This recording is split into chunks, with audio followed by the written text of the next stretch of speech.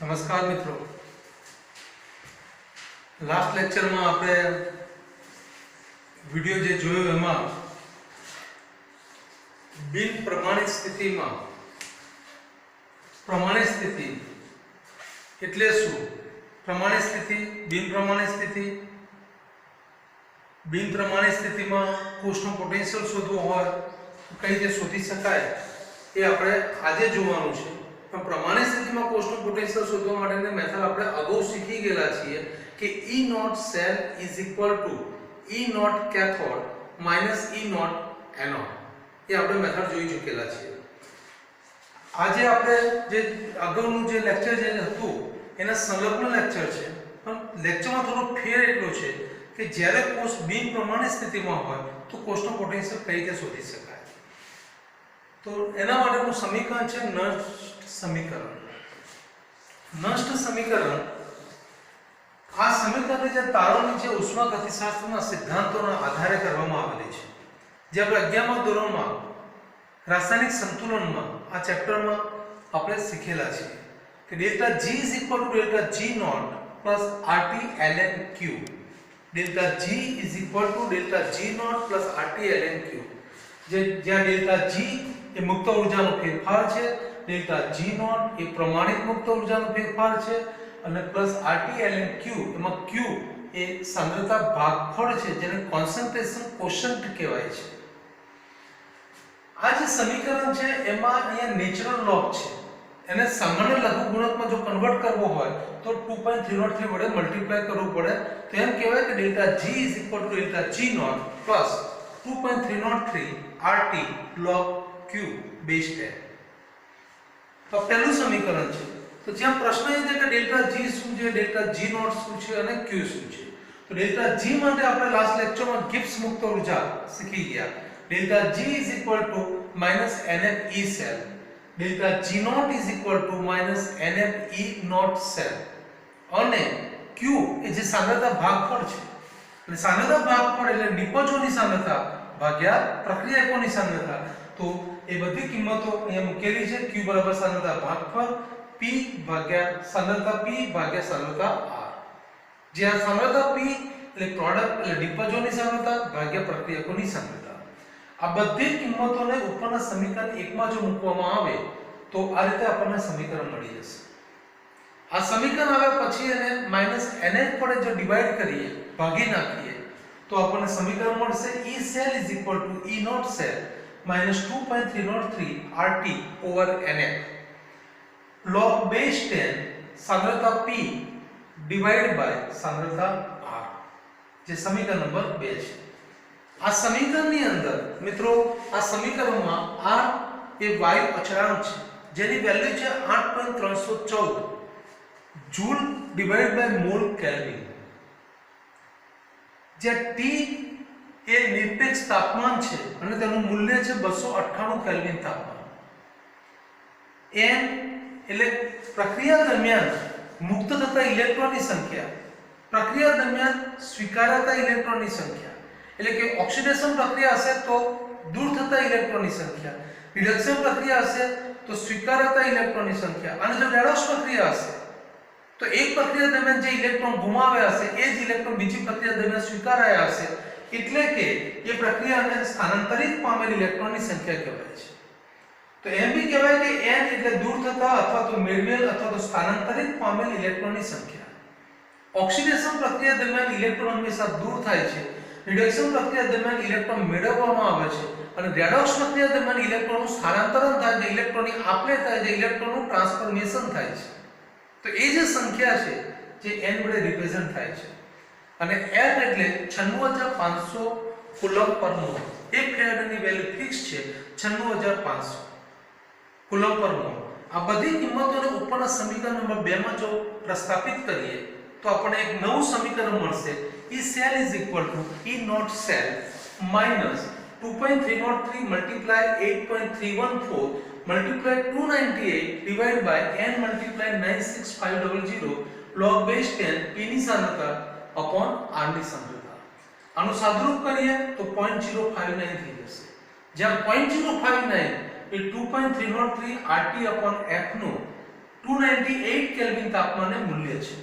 આપણે ગુજરાત બોર્ડની અંદર એમસીક્યુ માં પણ આ પ્રશ્ન પૂછાયેલો છે કે 0.059 એ શેનું મૂલ્ય દર્શાવે છે?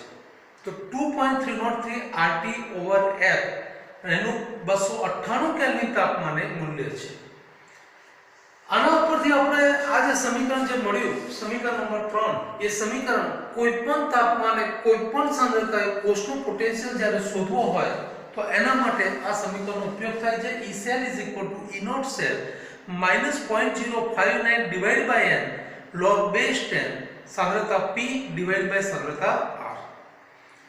આ સમીકરણ જે નનસ્ટ સમીકરણ તરીકે ઓળખાય છે અને આ સમીકરણ ઉપરથી નનસ્ટ સમીકરણની વ્યાખ્યા જો બોલવી હોય તો નષ્ટ સમીકરણની જે વ્યાખ્યા છે આવું પણ બોલી શકાય. નષ્ટ સમીકરણની વ્યાખ્યા કે નિયત તાપમાને બિન પ્રમાણિત સ્થિતિમાં કોષનો પોટેન્શિયલ અને પ્રક્રિયામાં ભાગ લેતા દ્રાવણોની સાંદ્રતા આ બેની વચ્ચેનો સંબંધ દર્શાવતું સમીકરણ જે નષ્ટ સમીકરણ તરીકે ઓળખાય છે. ફરીથી નિયત તાપમાને બિન પ્રમાણિત સ્થિતિમાં કોષનો પોટેન્શિયલ એટલે કે વિદ્યુત રાસાયણિક કોષનો પોટેન્શિયલ અને પ્રક્રિયામાં ભાગ લેતા દ્રાવણોની સાંદ્રતા આ બંને વચ્ચેનો સંબંધ જે નષ્ટ સમીકરણ તરીકે ઓળખાય છે. એક્ચ્યુઅલમાં બુકની અંદર આ સમીકરણ છે ડાયરેક્ટ આપેલું છે. આ સમીકરણની જે તારવણી છે જે બતાવેલી છે, તારવણી કોઈ બતાવેલી નથી, સીધે સીધું ડાયરેક્ટ સમીકરણ મૂક્યું છે અને એના ઉપરથી એની વેલ્યુઝ કરીને એને ફાઇન્ડ આઉટ કરવાનો પ્રયત્ન કરેલો છે. પણ વાસ્તવમાં બોર્ડની અંદર, આપણે ગુજરાત બોર્ડની અંદર અગાઉ પણ આ પ્રશ્ન પૂછાઈ ગયો કે નષ્ટ સમીકરણની તારવણી કયા સિદ્ધાંતોના આધારે કરવામાં આવેલી છે? તો નષ્ટ સમીકરણની તારવણી એ ઉષ્માગતિશાસ્ત્રના સિદ્ધાંતોના આધારે કરવામાં આવેલી છે અને આ પ્રકારના સિદ્ધાંતનો ઉપયોગ કરીને આ સમીકરણ આપણે પ્રસ્થાપિત કરી શકીએ છીએ. આ સમીકરણ જે છે એમાં સપોઝ આપણી જોડે કોઈ તત્વયોગમિતીય ગુણાંક હોય, ધારો કે પ્રક્રિયા કેપિટલ A ના સ્મોલ a મોલની કેપિટલ B ના સ્મોલ b મોલ સાથેની પ્રક્રિયાથી નિપજ કેપિટલ C ના સ્મોલ c મોલ અને કેપિટલ D ના સ્મોલ d મોલ મળે છે. અહીં કેપિટલ A કેપિટલ B એ પ્રક્રિયકો છે, કેપિટલ C અને કેપિટલ D એ નિપજો છે. પરંતુ small a, small b, small c અને સ્મોલ d એ તત્વ યોગમિતીય ગુણાંકો છે જેને સ્ટોઇકિયોમેટ્રિક કોએફિશિયન્ટ તરીકે પણ ઓળખવામાં આવે છે. તો જ્યારે કોઈ પ્રક્રિયામાં આપણને આવી રીતે મોલની સંખ્યા આપેલી હોય, તત્વ યોગમિતીય ગુણાંક આપેલા હોય તો તેના માટે નષ્ટ સમીકરણ કેવી રીતે રિપ્રેઝન્ટ કરાય? તો આટલું તો કોમન રહેશે. E cell is equal to E naught cell minus 0.059 divided by n એક પોર્શન કોમન છે. પણ જે log સાંદ્રતા P ભાગ્યા સાંદ્રતા R છે તો અહીંયા P ની સાંદ્રતા ભાગ્યા R ની સાંદ્રતા. તો અહીંયા નિપજ તરીકે કેપિટલ C, કેપિટલ D, પ્રક્રિયક તરીકે કેપિટલ A, કેપિટલ B છે. તો capital C raise to small c, capital D raise to small d જે તત્વ યોગમિતીય ગુણાંક છે એ હંમેશા પાવર ઘાતમાં દર્શાવવામાં આવે છે. તો સાંદ્રતા C, capital C raise to small c, સાંદ્રતા capital D raise to small d divide by સાંદ્રતા capital A raise to small a અને સાંદ્રતા capital B raise to small b. તો જ્યારે તત્વ યોગમિતીય ગુણાંક આપેલા હોય તો એ તત્વ યોગમિતીય ગુણાંકનો કોએફિશિયન્ટ હંમેશા પાવરમાં દર્શાવવાનો એક સિરસ્તો છે. તો આપણે યાદ રાખીશું. તો નષ્ટ સમીકરણ જે સમીકરણ નંબર 3 છે એક યાદ રાખવાનું છે. કોઈપણ તાપમાને કોઈપણ સાંદ્રતાએ કોષનું પોટેન્શિયલ શોધવું હોય તેના માટે આ સમીકરણનો હંમેશા આપણે ઉપયોગ કરી શકીએ. આ સમીકરણની કેટલીક એપ્લિકેશન છે, જેની પહેલી એપ્લિકેશન છે એપ્લિકેશન નંબર 1 બિન પ્રમાણિત અર્ધકોષના પોટેન્શિયલની ગણતરી. કોઈપણ બિન પ્રમાણિત સ્થિતિમાં અર્ધકોષ આપેલો હોય અને તેનો જો પોટેન્શિયલ શોધવો હોય તો પોટેન્શિયલ આપણે કઈ રીતે શોધી શકીએ? તો એનો એક એક્ઝામ્પલ બી મૂકેલો છે કે 298 કેલ્વિન ટેમ્પરેચરે નીચે દર્શાવેલ અર્ધકોષ માટે રિડક્શન પોટેન્શિયલ અને ઓક્સિડેશન પોટેન્શિયલની ગણતરી કરો. તો કેટલાક અર્ધકોષ માટે આપણે કેલ્ક્યુલેશન કરીશું. એમાં પહેલો એક એક્ઝામ્પલ મૂકેલો છે કે Mg2 0.01 મોલર Mg સોલિડ. અહીંયા Mg અર્ધકોષનો પ્રમાણિત રિડક્શન પોટેન્શિયલ બી આપેલો છે -2.36 વોલ્ટ. આ રિડક્શન પોટેન્શિયલ છે એનું કારણ છે કે Mg નો ઓક્સિડેશન આંક +2 છે, Mg નો અહીંયા ઓક્સિડેશન આંક 0 છે, 2 માંથી 0 ઓક્સિડેશન આંકમાં ઘટાડો પ્રક્રિયા રિડક્શન છે. અને રિડક્શન પોટેન્શિયલ જ્યારે આપેલો તેના માટે રિડક્શન અર્ધ પ્રક્રિયા RHR રિડક્શન હાફ રિએક્શન નીચે પ્રમાણે રિપ્રેઝન્ટ કરી શકાય Mg2 0.01 molar plus 2 electron it gives Mg solid. અહીં આપણે જોઈ શકીએ છીએ કે આનો ઓક્સિડેશનાંક +2 છે, આનો ઓક્સિડેશનાંક 0 છે, 2 માંથી 0 ઓક્સિડેશનાંક પર ઘટાડો તો પ્રક્રિયા રિડક્શન થાય છે અને અહીંયા બેનો ડિફરન્સ થાય છે માટે અહીં n બરાબર 2 મૂક્યું છે. તો જેટલાનો ડિફરન્સ થતો હશે એ પ્રમાણે તમારે n ની વેલ્યુ મૂકવાની છે કારણ કે આપણે અહીંયા n બોલી ચૂક્યા છીએ કે દૂર થતા ઇલેક્ટ્રોન અથવા તો સ્વીકારેલ ઇલેક્ટ્રોન. અહીંયા બે ઇલેક્ટ્રોન સ્વીકારાય છે માટે n બરાબર 2 એ રીતે બી બોલી શકો, તમે આ રીતે બી રિપ્રેઝન્ટ કરી શકો. 2 માંથી 0 ઓક્સિડેશન આંકમાં 2 નો ફેરફાર થયો માટે n બરાબર 2. તો n એ કોષની સંતુલિત પ્રક્રિયામાં ઓક્સિડેશન આંકમાં થતો ફેરફાર બી સૂચવે છે એમ બી કહી શકાય. અને આના આધારે RHR લખ્યા પછી નષ્ટ સમીકરણ લખીએ. નષ્ટ સમીકરણમાં સીધે સીધો સેલ લખી નાખ્યો છે E સેલ. તો સેલ આપણી જોડે તો Mg2 + Mg તો એ લખ્યું E not cell -0.059 divide by 2 log Mg/Mg2+ concentration. યાદ રાખો કે જ્યારે કોઈ પણ ઘન પદાર્થ હોય, ઘન પદાર્થની સાંદ્રતા હંમેશા 1 હોય છે. કોઈ પણ ઘન પદાર્થની સાંદ્રતા હંમેશા 1 હોય છે. તો અહીંયા Mg સોલિડ છે તો એની સાંદ્રતા એ 1 મોલર લેવાની છે. તો અહીંયા એટલા માટે 1 લખ્યું છે અને Mg2+ એની સાંદ્રતા આપણે લખેલી છે 0.01 મોલર જે આપણને એક્ઝામ્પલમાં આપેલી. તો 0.01 મોલર એક્ઝામ્પલમાં જે વેલ્યુ હતી 10⁻² એ મૂક્યું છે.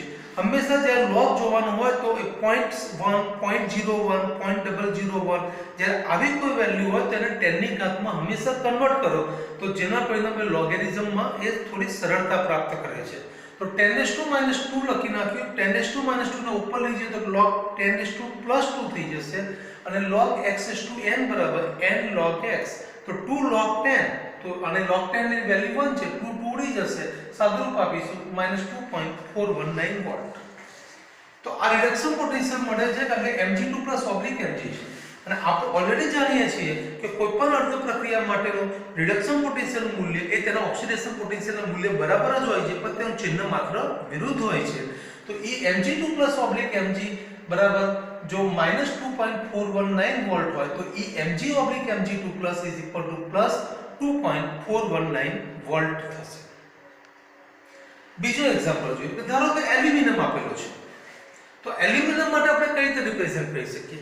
આવો સેમ એક્ઝામ્પલ આપણે કેલ્ક્યુલેશન કરવું છે એલ્યુમિનિયમ માટે કે 298 કેલ્વિન તાપમાને નીચે દર્શાવેલ અર્ધકોષ માટે રિડક્શન પોટેન્શિયલ અને ઓક્સિડેશન પોટેન્શિયલની ગણતરી કરો. એમાં એ એક્ઝામ્પલ આપણે જોયો Mg2 + Mg.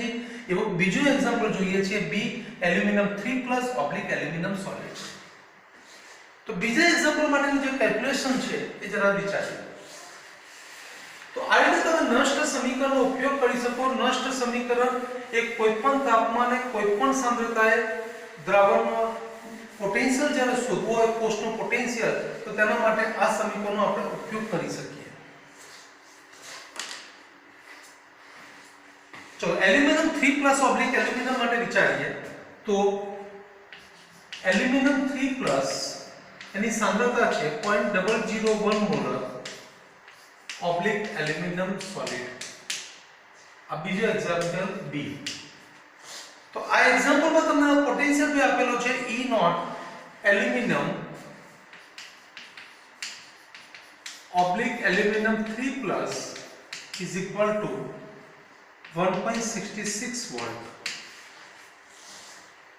અગાઉના લેક્ચરમાં મેં તમને કહ્યું છે કે આપણે કયો પોટેન્શિયલ સ્વીકારીએ છીએ તો રિડક્શન પોટેન્શિયલ. તો પહેલા ચેક કરી લેવાનું જ્યારે E0 ની વેલ્યુ આપેલી હોય તો જોઈ લેવાનું કે તમને રિડક્શન પોટેન્શિયલ આપેલો છે કે ઓક્સિડેશન પોટેન્શિયલ આપેલો છે. જો ઓક્સિડેશન પોટેન્શિયલ આપેલો હોય તો તમારે તેને રિડક્શન પોટેન્શિયલમાં તમારે ટ્રાન્સફર કરી લેવાનું છે. તો અહીંયા E0 એલ્યુમિનિયમ એલ્યુમિનિયમ 3+ આનો ઓક્સિડેશનાંક 0 છે, આનો ઓક્સિડેશનાંક +3 છે. તો 0 માંથી +3 ઓક્સિડેશનાંકમાં વધારો થયો, પ્રક્રિયા ઓક્સિડેશન કહેવાય. ઓક્સિડેશન પોટેન્શિયલ આપેલો છે તો આપણે તો રિડક્શન પોટેન્શિયલમાં જવાનું છે. તેના પરથી સીધે સીધું લખવાનું તો therefore E0 aluminium 3+ aluminium = -1.66 volt. યાદ રાખવાનું છે કે પ્લસ હોય તો માઈનસ કરવાનું છે, માઈનસ હોય તો અહીંયા પ્લસ કરી દેવાનું, અને ઓક્સિડેશન પોટેન્શિયલ છે કે રિડક્શન પોટેન્શિયલ છે એ તમારે પહેલું એક્ઝામ્પલ આપે ત્યારે ચેક કરી લેવાનું છે. અને ઓક્સિડેશન પોટેન્શિયલ સીધું સ્વિચ ઓવર થઈ જવાનું રિડક્શન પોટેન્શિયલ પર. ચલો ઓકે. હવે આ જે સમીકરણ આ જે આપેલું છે એલ્યુમિનિયમ 3+ એલ્યુમિનિયમ જે અર્ધકોષ આપેલો છે એના માટે આપણે રિડક્શન હાફ રિએક્શન લખીએ.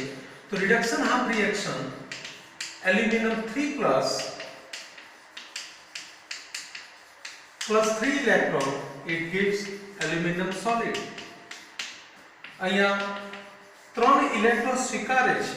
મેં પહેલા भी તમને કહ્યું કે n ની વેલ્યુ શું બતાવે છે? નષ્ટ સમીકરણમાં n ની વેલ્યુ એ કોઈપણ આયન કેટલા ઇલેક્ટ્રોન સ્વીકારે છે અથવા તો કોઈપણ ધાતુ કેટલા ઇલેક્ટ્રોન ગુમાવે છે અથવા તો કેટલા ઇલેક્ટ્રોનનું સ્થાનાંતરણ થાય છે એ જોવાનું છે. તો અહીંયા 3 ઇલેક્ટ્રોન એ મેળવે છે માટે n = 3 થશે. એના પછી નષ્ટ સમીકરણ E aluminium 3+ aluminium E0 aluminium 3+ aluminium -0.059/3 n = 3 મૂકવાનું છે log નિપજ બાજુની સાંદ્રતા ભાગ્યા પ્રક્રિયક બાજુની સાંદ્રતા. તો નિપજ તરીકે અહીંયા એલ્યુમિનિયમ છે તો એલ્યુમિનિયમ સોલિડ મૂકીએ અને ડિવાઇડ બાય એલ્યુમિનિયમ 3+. હમણાં જ મેં તમને કહ્યું કે કોઈપણ ઘન પદાર્થની સાંદ્રતા હંમેશા 1 મોલર હોય છે. તો આ પણ ઘન પદાર્થ છે અને એની સાંદ્રતા પણ 1 મોલર લેવાની છે. તો 1 મોલર જો મૂકી દઈએ તો વેલ્યુ થશે E0 aluminium 3+ aluminium -1.66 volt -0.059/3 log 1/10⁻³ મેં તમને પહેલા भी કહ્યું કે 0.001 મોલર હોય તેને 10 ની ઘાતમાં કન્વર્ટ કરીએ તો લોગેરિધમ થોડો સહેલો બનશે અને આપણું કામ સહેલું થશે. તો -1.66 -0.059/3 આ 10⁻³ નો ઉપર લઈ લઈએ તો log 10⁻+3 થઈ જશે અને log x⁻n બરાબર n log x. તો n બરાબર 3 છે અને log 10 ની વેલ્યુ હંમેશા 1 હોય છે. તો -1.66.059/3 મલ્ટીપ્લાય 3 3 કેન્સલ થઈ જશે તો -1.66 -0.059. અહીંયા પાછળ 0 મૂકીએ તો કોઈ ફરક પડતો નથી. માઈનસ માઈનસ કરવાનું છે તો બેનો સમેશન થશે પ્લસ થઈ જશે. તો માઈનસ મોટી સંખ્યા આગળની સાઈન કેરી ફોરવર્ડ થઈ જશે તો અહીંયા 9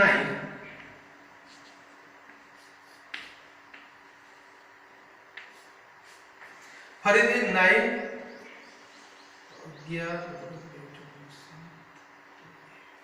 -1.719 વોલ્ટ આ એનો રિડક્શન પોટેન્શિયલ છે. રિડક્શન પોટેન્શિયલ ઉપરથી આપણે ઓક્સિડેશન પોટેન્શિયલ भी જો કેલ્ક્યુલેટ કરવો હોય તો કરી શકીએ. E એલ્યુમિનિયમ એલ્યુમિનિયમ 3+ માઈનસ નો પ્લસ કરી દઈએ તો +719 વોલ્ટ થશે. તો આ રીતે આ એનો જે બીજો એક્ઝામ્પલ હતો કે જેનો જવાબ છે એ E એલ્યુમિનિયમ એલ્યુમિનિયમ 3+ = 1.72 વોલ્ટ અને E એલ્યુમિનિયમ 3+ એલ્યુમિનિયમ -1.72 વોલ્ટ. તો આ આપણે આન્સર પ્રસ્તાવિત કર્યો. તો કોઈપણ અર્ધકોષનો પોટેન્શિયલ શોધવો હોય તો તમે આ રીતે આ બેઝ ઉપર શોધી શકો છો. તો આ બે એક્ઝામ્પલ થયો. એના પછીનો આપણે એક્ઝામ્પલ જોઈએ જે ચોપડીમાં લખાણ સંબંધિત પ્રશ્નો આપેલા છે. એ લખાણ સંબંધિત પ્રશ્નોમાં પણ એક એક્ઝામ્પલ મૂકેલો છે કે pH = 10 વાળા દ્રાવણ સાથે સંપર્કમાં રહેલા હાઇડ્રોજન વિદ્યુત ધ્રુવનો પોટેન્શિયલ શોધો. હવે pH = 10 અને એના માટેનું આપણે કેલ્ક્યુલેશન જોઈએ.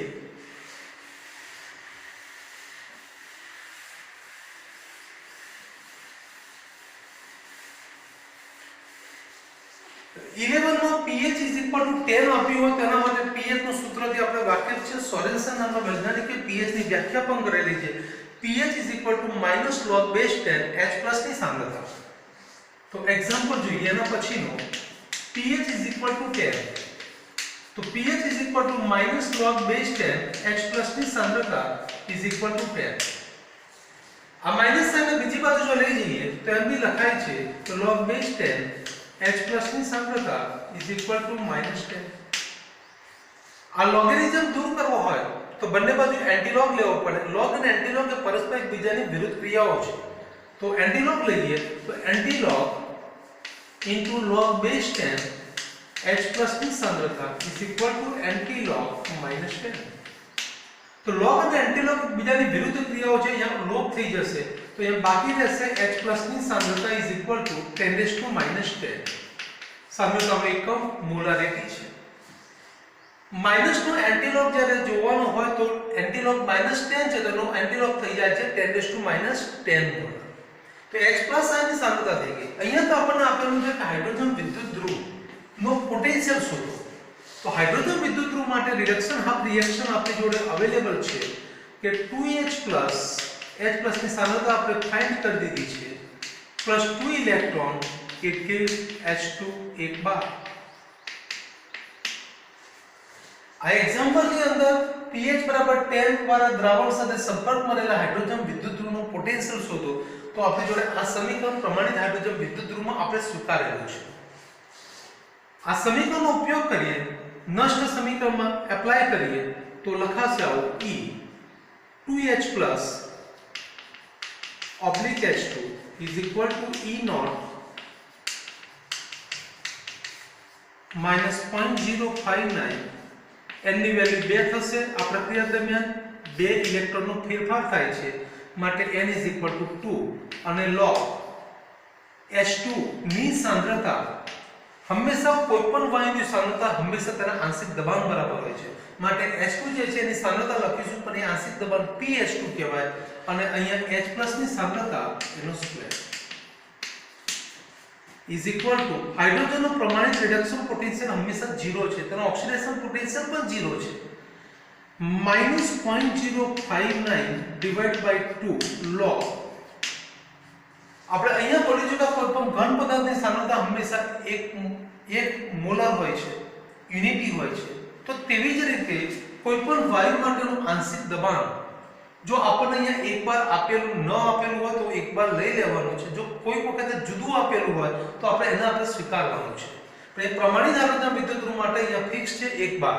તો log 1 બાર અને ભાગ્યા 10 raised to minus 10 એનો સ્ક્વેર. વધુ સાદુરૂપ કરીએ is equal to -0.059 divided by 2 અને log 1 upon 10 raised to minus 20 થઈ જશે. અહીંયા -100 નહીં થાય. ઘણા વિદ્યાર્થી મિત્રો ભૂલથી 10 raised to minus 100 કરે છે. બી ગ્રુપ વાળા મિત્રો ખાસ ધ્યાન રાખજો મેથેમેટિક્સના અભાવના કારણે 10 raised to minus 100 ના થઈ જાય. is equal to -0.059 divided by 2 log 10 raised to 20 and log x raised to n is equal to n log x so is equal to -0.059 divided by 2 20 log 10 so 20 divided by 2 so is equal to 10 so is equal to -0.059 multiply 10 so is equal to -0.59 volt. તો આનો answer છે reduction potential -0.59 volt છે. લખાણ સંબંધિત પ્રશ્નમાં આ એક example આપેલું છે તો એ તમારે આ રીતે અર્ધકોષનું પોટેન્શિયલ કઈ રીતે શોધી શકાય એ પણ નષ્ટ સમીકરણના આધારે આપણે કેલ્ક્યુલેટ કરી શકીએ. તો મિત્રો આ લેક્ચરની અંદર આપણે એક વસ્તુ બહુ મહત્વની શીખ્યા કે કોઈપણ તાપમાને કોઈપણ સાંદ્રતાએ કોષનું પોટેન્શિયલ શોધવું હોય તો તેના માટે નષ્ટ સમીકરણ વપરાય છે. નષ્ટ સમીકરણની પહેલી એપ્લિકેશન આજે આપણે શીખ્યા કે કોઈપણ અર્ધો કોષ આપેલો હોય અને તેનો બિન પ્રમાણિત સ્થિતિમાં કોષનું પોટેન્શિયલ શોધવું હોય તો તેના માટે નષ્ટ સમીકરણની એપ્લિકેશન દ્વારા નષ્ટ સમીકરણના સૂત્રનો ઉપયોગ કરીને આપણે શોધી શકીએ છીએ. નેક્સ્ટ લેક્ચરમાં આપણે નષ્ટ સમીકરણની બાકીની બીજી જે એપ્લિકેશન છે એપ્લિકેશન 2 અને એપ્લિકેશન 3 તો એનો પણ આપણે વિગતે અભ્યાસ કરવાના છીએ. મિત્રો આ વિડિયો જો તમને ગમ્યો હોય તો તમે તેને લાઈક કરજો, તમે તેને શેર કરજો અને બીજા નવા વિડિયો જોવા માટે આ ચેનલને તમે સબસ્ક્રાઇબ કરજો. Thank you.